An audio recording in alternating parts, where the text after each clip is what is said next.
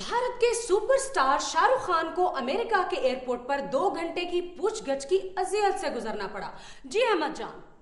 देखिए, ये ऐसी कोई बात नहीं, हर शादीशुदा आदमी को इस मरहले से रोजाना गुजरना पड़ता है। उन्हें 2 घंटे बाद छोड़ भी तो दिया था ना। लेकिन वो इतने बड़े स्टार हैं, आलमी शोहरत याफ्ता, करोड़ों दिलों की धड़कन, उनसे क्या पूछा जा रहा था? एक तो तुम न्यूज कास्टर्स हम नुमाइंदों से ऐसे पूछती हो जैसे सब कुछ हमारे सामने हुआ होता है। बताइए अहमद जान की क्या हुआ? जान? जी जान, शाहरुख खान का कहना है कि उनके साथ ये सब कुछ इसलिए हुआ कि उनका नाम मुसलमानों जैसा है। सिर्फ नाम का मुसलमान होने की वजह से? उधर एयरपोर्ट हुकाम का कहना है कि शाहरुख खान का सामान गुम हो गया था, इस सिलसिले में पूछगछ की जा रही थी। अगर सामान शाहरुख खान का गुम हुआ है तो फिर शाहरुख खान को हुकाम से पूछगछ करना चाहिए थी ना। बहरहाल इंडियन गवर्नमेंट ने इस पे शदीद एहतजाज किया है। शाहरुख खान को छोड़ने पर? पूछगछ करने पर।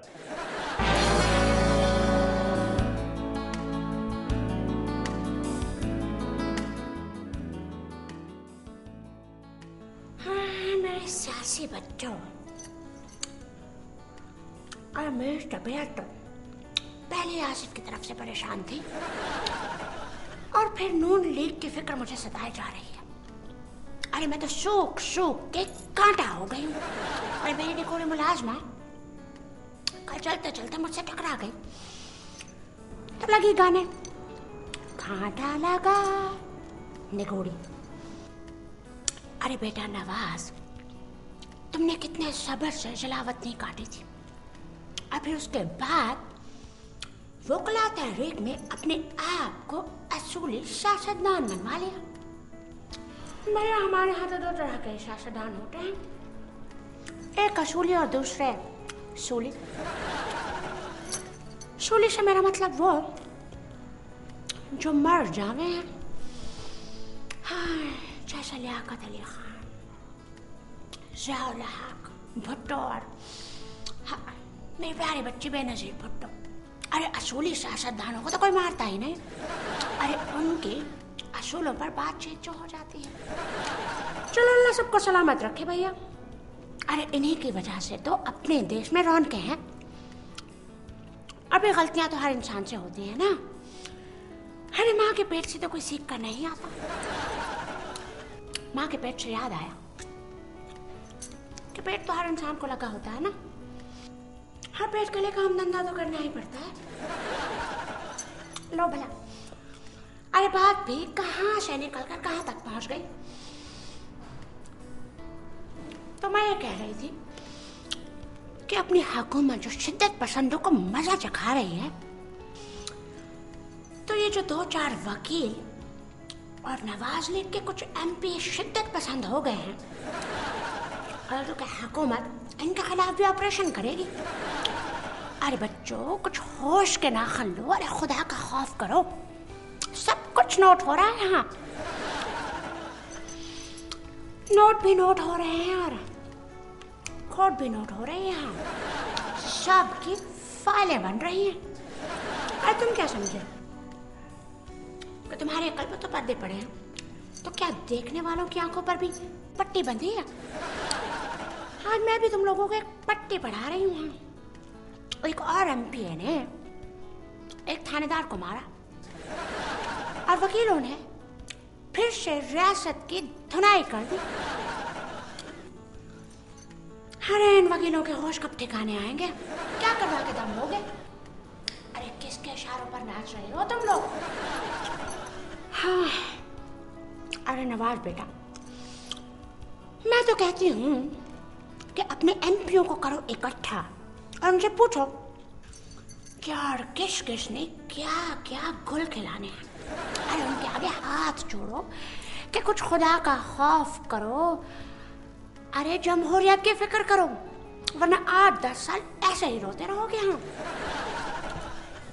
कल किसने देखी है नवाज? मैं तो कहती हूँ कि बरतानिया और अमेरिका के आसरे पे ना रहना। अरे वो तो 1 मिनट नहीं लगाते किसी नई हुकूमत का, अरे क्या कहते हैं निगोड़ा उसे, हम खैर मकदम करने में।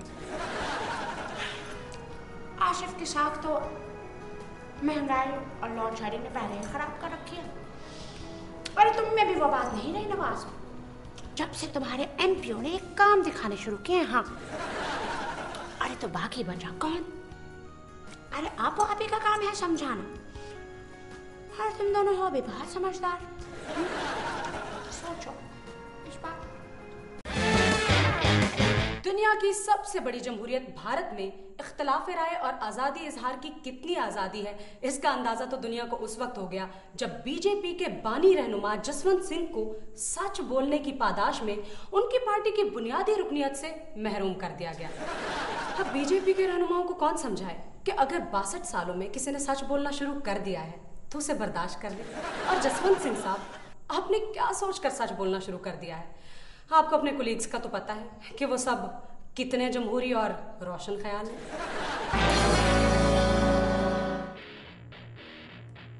ये क्लिप तो उठा लो। ये किसने बनाया? लैला, ये तुम्हें गोली मार देंगे। करोड़ दफा समझाया कि खाना पकाना सीख ले। नहीं, मेरी बीवी से अच्छा है। भाभी को तो कुछ बनाने नहीं आता, उसे सिर्फ मुंह बनाना आता है।